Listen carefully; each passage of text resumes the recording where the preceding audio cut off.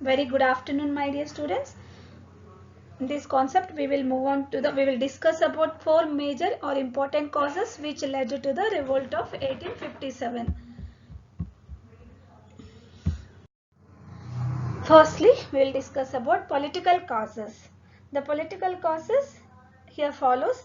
The British policies under the subsidiary alliance and the doctrine of lapse reduced the native kings and princes to mere subordinates.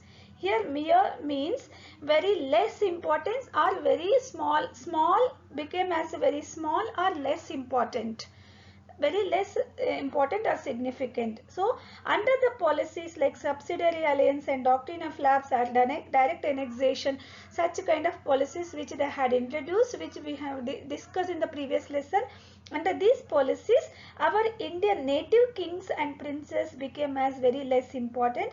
Native rulers and chieftains of Satara, Jhansi,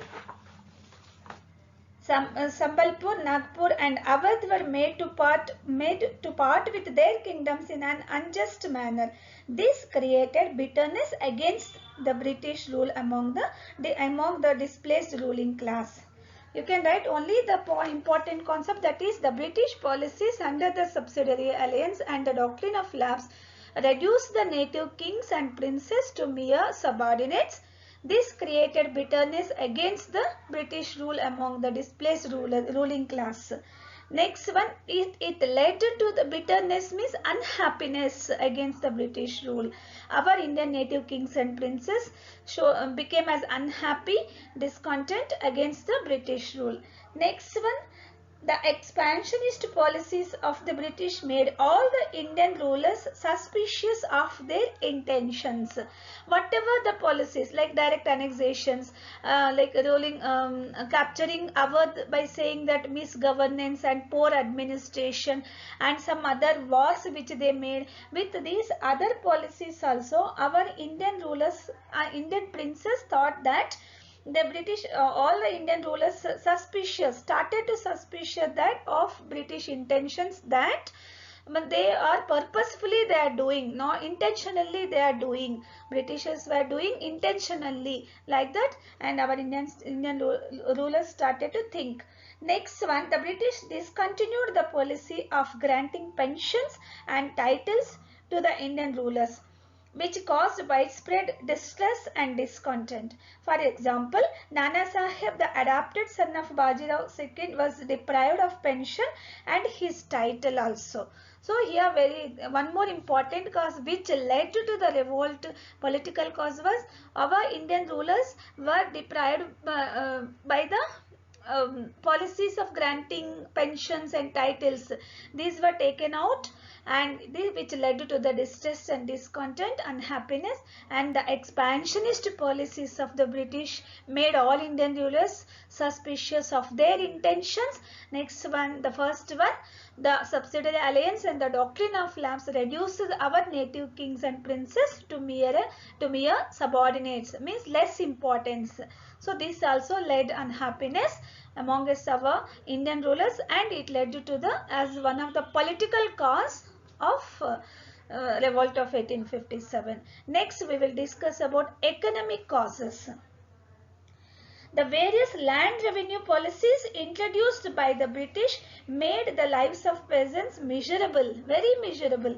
In what way? High rates of revenue, collection of taxes by zamindars, and the oppression of poor peasants created immense dissatisfaction among them.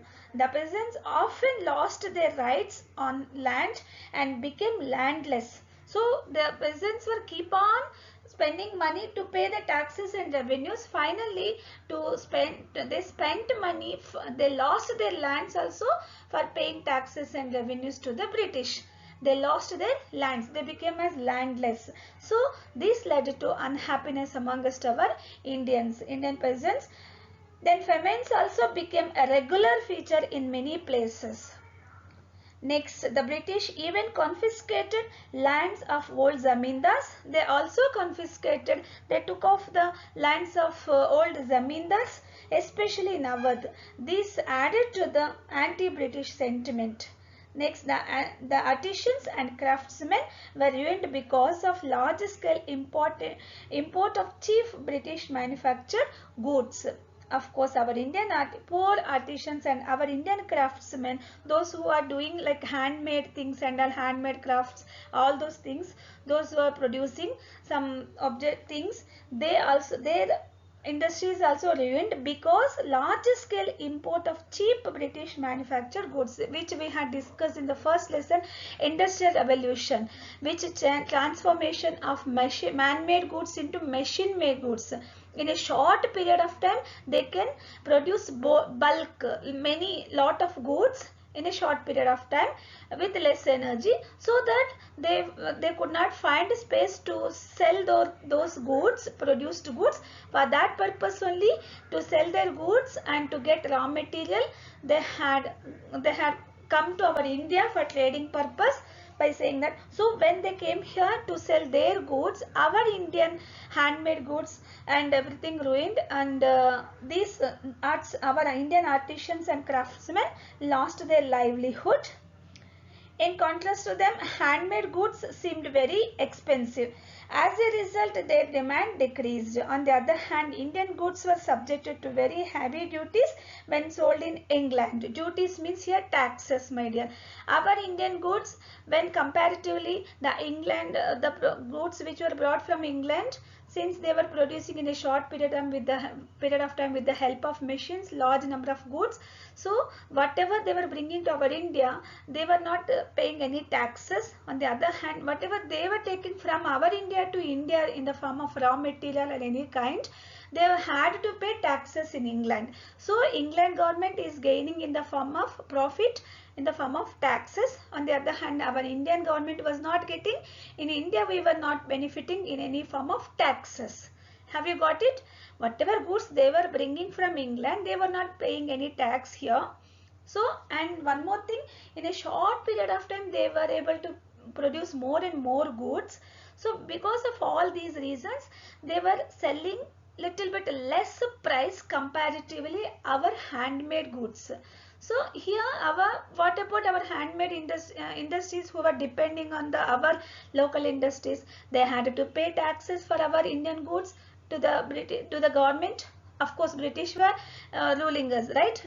So our Indian industries, whatever were their local industries, they had to pay the taxes, and as well as they had to pay money for the labor. They had to think all these things, so that they were selling for little high price our handmade goods, but those England made goods were selling for lesser price. So comparatively, people started to give more importance to the British goods. So in this way, our economy, financial position was ruined. In this way, this also led unhappiness amongst our Indians, and they started to revolt against the British. Next, people who were previously dependent on royal patronage for their livelihood. Of course, when they, as you all know that, for example, if you take Krishna Devaraya, one of our ruler who had patronized many people like writers, then poets and other people, scholars, he had patronized, and they were giving they were given lot of livelihood in the form of land or salaries or any kind. But these, since rulers itself lost their kingdoms, so that those who depended as in the form of patronage, they had lost their livelihood, found themselves unemployed due to displacement of the old ruling class. Ruling class itself displaced by the British subordinates. So rulers itself lost their powers. So now who can patronize them? So they also had lost their livelihood. In the court of kings, many scholars, writers, poets, like many kind of people were getting employed, and they were surviving their livelihood. But now, because of these Britishers preoccupied, they had lost their livelihood, and they also became as uh, unemployed. So this made those people unhappiness and revolted against the British. Next, the drain of wealth and extremely slow pace of industrialization added to the economic grievances of the people.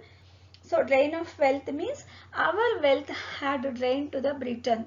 So drained, you know what is meant by drained? Moved towards the Britain. Our wealth, our most of our profits, they were getting, England were getting our most of the profits, so our wealth was drained to the Britain. So in this way, drain of wealth in the farm, especially which was slow pace of industrialization, added to the economic grievances problems of our Indians. So all these causes which led discontent amongst our Indian people, and finally it led to the revolt of 1857. Next, we will move on to social and religious causes. The interference of the British in the religious traditions and customs of the Indian communities made the Indians very insecure, as they failed to comprehend the motives of the British. Here, whatever the British had interfered in Indians, especially some of the Indian communities' traditions and customs, they had interfered, and they tried to make changes in the traditions and customs. This also led unhappiness amongst Indians, and they revolted. Here, for example, some measures such as abolition of sati. Have you heard about sati, my dear students? I hope you have studied in the smaller classes. Sati was one of the social evil which had been practiced during that time, which is like, I will explain. If husband dies, even wife also has to die along with husband on the fire. Though she had children, whatever it may be, she had to die along with her husband on the fire. So this is a kind of social evil which had been practiced during those times. So this they try to abolish. Of course, according to me, this is a good thing only. Of course, if they had small kids, where could the small kids go? Then they become as orphans, right? So this is whatever they wanted to abolish this social level, it was good only. But according to some of the communities, our Indians, they felt it is extremely restless. And legislation of widow remarriage. Legislation means, you have studied in civics what is meant by legislature. It is a kind of a lawmaking body of government. So it made as a law. Widow remarriage, the Britishers made widow remarriage as a law. If a person, a girl, a woman became as a widow in a younger age, like 20 or 18 years, at the small age, she could marry again, she can remarriage. So this they brought as a law, legislation, they made as a legislation. So legislation of widow remarriage and introduction of women's education, all these type of measures which had been introduced by the British made the Orthodox Hindus extremely restless. They viewed these measures as a threat to the established social order, and were convinced that the British were all set to destroy their religious beliefs.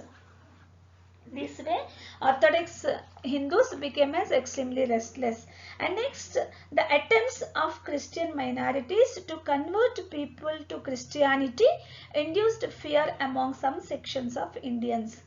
Next, lands belonging to temples and mosques were taxed. Earlier, our Indian kings and Indian rulers were not taxed. They did not tax on the especially pilgrim centers as well as the temples, mosques, such kind of sacred places. They did not collect any taxes. If it is a temple, if it is a mosque, for those things, for the sacred things, they did not, holy places, our Indian rulers and our Indian kings did not collect any tax. But Britishers started to collect the tax on temples and mosques. So then families depend on the income from their lands were hurt by this. Next, of course, even lands belong, not only temples and mosques, the lands which belong to the temples and mosques also started to be taxed. The families who are depending on these lands started to were hurt. Their sentiments were hurt. Next, the British followed a policy of racial discrimination. showing the discrimination based on race. Indians were denied high ranking jobs and promotions. On the other hand, Britishers only were given high ranks and promotions. They often faced humiliation like torture and were looked down upon by the British. Next, caste norms were disturbed when Indians belonging to different castes were placed together in the army, prisons and railway coaches. Here caste, of course, this point I won't agree. This when they were together, placed together. Of course, they were showing in our India there was casteism was very rigid, as we studied in the previous classes. Here casteism was very strong based on 4 caste division. This casteism which was followed by our Indians, it was disturbed when, because the Britishers who recruited in army or prisons, who sent them for jail or who made them allowed in the railway coaches, all were placed together. Though whatever caste they may belong to, they were placed together. So in this way, it hurted the feelings of some caste people. So in the social religious causes which interfered in our social customs and traditions also made unhappy among us Indians and led to the revolt, turned into revolt. Next, military causes. The Indian sepoys comprise a major chunk of the British army. Of course, our Indian sepoys only occupy majority in the British army. Of course, sometimes it was 1:50,000 like that. So, in this way they had recruited, but they had various grievances against the British, various problems, like Indians were considered inferior by the British, inferior. They were considered, our Indian sepoys were considered as low by the British, hence they were paid less than their European counterparts. Our Indian sepoys were, though they were working as same work, doing the same job, but our Indian sepoys were paid less wages, less salaries. They were often humiliated, that is tortured by their British officers also. Our Indian sepoys. Next, the chances of promotion of Indians in the army were also very limited. They could not rise beyond the level of a subedar. Only promotion means their promotion only till the post of subedar. Beyond subedar, our Indian sepoys were not getting any promotion. Only the Britishers were getting high ranks and high promotions. Next, it became mandatory for new recruits to serve overseas by the General Service Enlistment Act, which had been introduced in 1856. Here I have to explain what is this General Service Enlistment Act. According to General Service Enlistment Act, here our Indian soldiers, our Indian sepoys had to cross across the overseas. But those days, according to some, especially in some religious people, according to some religious people, traveling across the seas is considered as a sin. So the people, those who travel across the seas, they are like sin. They have done something sin. But if the person is a sepoy, though it is against to their religious custom, whatever it may be, according to this newly introduced General Service Enlistment Act by the British, the sepoy had to cross the overseas. Then the sepoy, wherever these people British had asked them to move, they had to travel there by crossing the overseas. So it became actually, but according to some Hindu norms, traveling overseas was a caste taboo, prohibited in particular caste. But if person is a sepoy, they had to obey. So this also made unhappiness and discontent of our Indian people. Next, the soldiers were earlier given overseas allowance, like overseas allowance and, or bata. Allowance are extra, my dear students. Allowance means extra income. Sometimes if the person had worked extra addition work, they used to give like bata. Have you heard about bata, driver bata? Like if any person, like a driver, if we arranged a driver and travel some places, and after finishing our journey, we will give some bata, additional income to him. Like it is known as allowance, extra allowance or additional bata. So some earlier soldiers were given overseas allowance or barter to fight wars outside India. But now after these people they started, however this policy was later discontinued. They stopped to give this barter extra allowance. This also made unhappiness. Next, the British had forbidden sectarian marks such as tilak, turban or beard. Of course, some of the religious people, it is for them, it is compulsory, mandatory to use tilak. Tilak, have you heard? Like bottu in our regional language they call, like they used to put tilak whenever they go outside. And some of like Sikhs and all, if you take, they have to compulsory, they have to grow beard as well as they have to use turban.